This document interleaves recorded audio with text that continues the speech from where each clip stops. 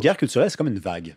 Alors, on la voit venir et de rire d'une vague ou de la regarder de haut, la vague, c'est d'imaginer qu'elle ne nous frappera pas alors qu'elle se dirige droit vers nous. Hein. Les Français aussi trouvaient ça ridicule, le wokisme, jusqu'à temps qu'eux autres aussi aient des professeurs qui se mettent à dire Riel, les commentateurs .is, .c, ça nous frappe. Quand ça vient des États-Unis, hein, ça nous frappe. Exact. Un jour ou l'autre. Exact. Mais est-ce que Trump peut réussir sa révolution? Parce que ça, c'est un vrai enjeu. Il y a des élections de mi-mandat après 2 ans.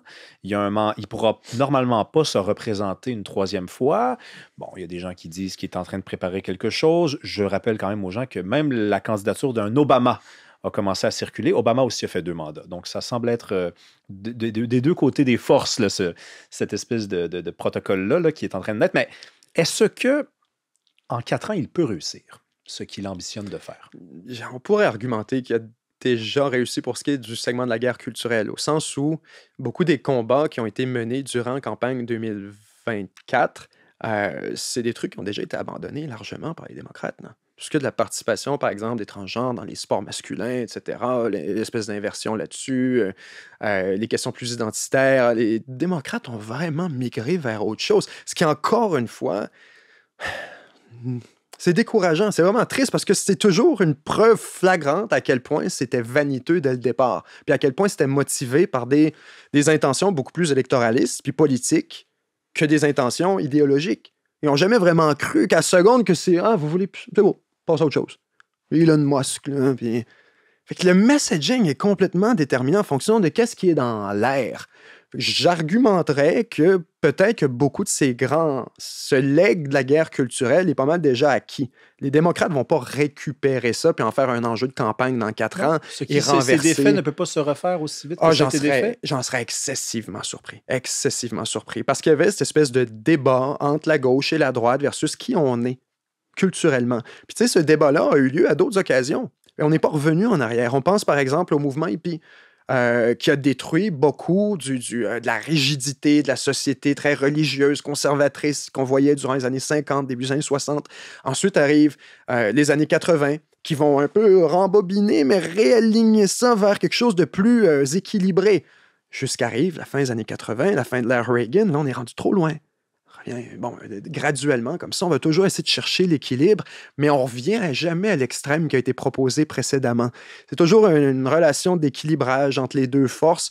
Fait que je présume que aussi loin, Trump va tirer ça sur la droite ou sur le populisme ou sur même certaines formes de fascisme d'une manière à mesure où on accapare beaucoup des pouvoirs dans sa personne, puis qu'on définit l'État, la République comme étant le Trumpisme. Je présume qu'il va avoir, une fois l'arrivée des démocrates, qu'elle soit dans 4 ans, dans 8 ans, dans 15 ans, Dieu seul le sait, je présume qu'il va y avoir une déconstruction majeure du Trumpisme, de la même manière qu'on a vu quand... Puis là, je veux être clair, là, s'il vous plaît, faites un peu de nuance. Je donne un exemple, je ne suis pas en train de comparer. Staline meurt. Les premières choses qu'on fait, c'est la déstalinisation. C'est de dire, OK, on peut se le dire, là, ça a été un peu trop loin, on va... Maintenant, tu n'as pas besoin de nommer ça. C'était littéralement le lendemain. Là, exact, plus, là. Exact.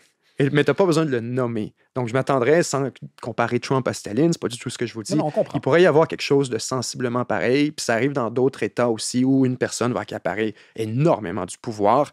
Tu as soit une déconstruction organisée, où les gens vont être en mesure de dire, OK, mais voici maintenant, soit son dauphin, ses héritiers ou des adversaires vont essayer d'aller dans une autre direction, ou tu vas avoir une instabilité qui va durer des décennies.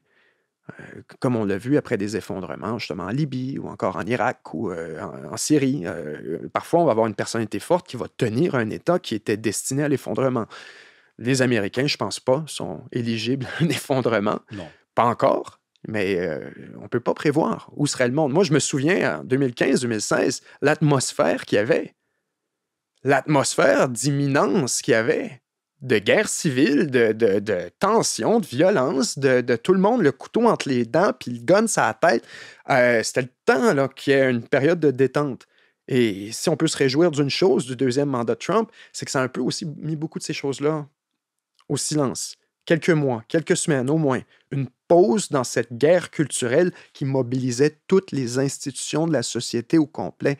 les médias, la religion, l'armée, les équipes sportives, le secteur privé, Wall Street, toutes les institutions dans une guerre totale contre l'autre, à savoir qui va décider de la trajectoire de la nation. Manifestement, l'équipe Trump a gagné. Je ne dis pas qu'ils ont raison, parce qu'ils ont gagné. Non, c'est un fait. Arrivera après, ensuite, une période où on devra voir qu'est-ce qui en reste.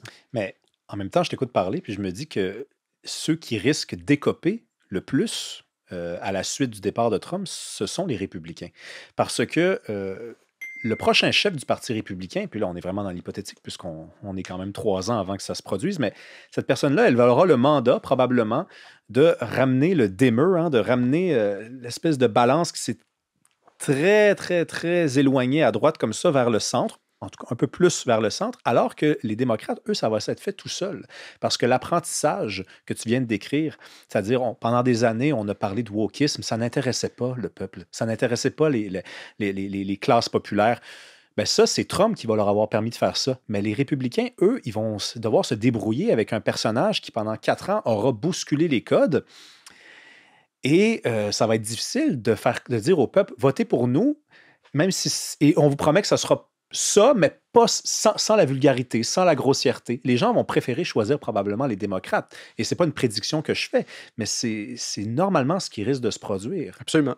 Absolument. C'est le genre de choses qu'on voit souvent, en fait. Il y a une espèce de balancier, une espèce c'est un effet d'horloge, carrément, avec la politique américaine, où on va avoir un segment de gauche, un segment de droite qui vont se lutter pour avoir un équilibre là-dessus. Maintenant, pour ce qui est des républicains après Trump, on parle de Vance. Écoute, les démocrates ne se sont pas sortis du départ d'Obama. Ils ne sont jamais sortis. C'est une personnalité extrêmement forte qui a mené le Parti démocrate. Et quand je veux dire, ils s'en sont jamais sortis, c'est que c'était lui encore qui était très proche de l'administration Biden.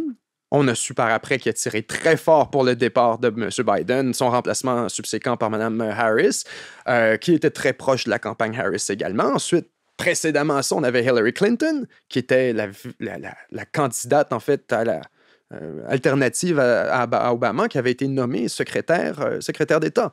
Donc, c'est l'équipe Obama depuis 15 ans chez les démocrates, vraiment. Ça n'a pas changé, ça, depuis 2008 environ. Et ça, c'est sans évoquer la rumeur selon laquelle il est même déjà encore très actif derrière. Là, j'en ai aucun doute, c'est ça. Ce qu'on entend en ce moment, c'est qu'Obama, et en fait, Biden le disait lui-même dans des entrevues spectaculaires où on était des propos qui étaient rapportés dans le New York Times de Biden qui qualifiait Obama de puppet master.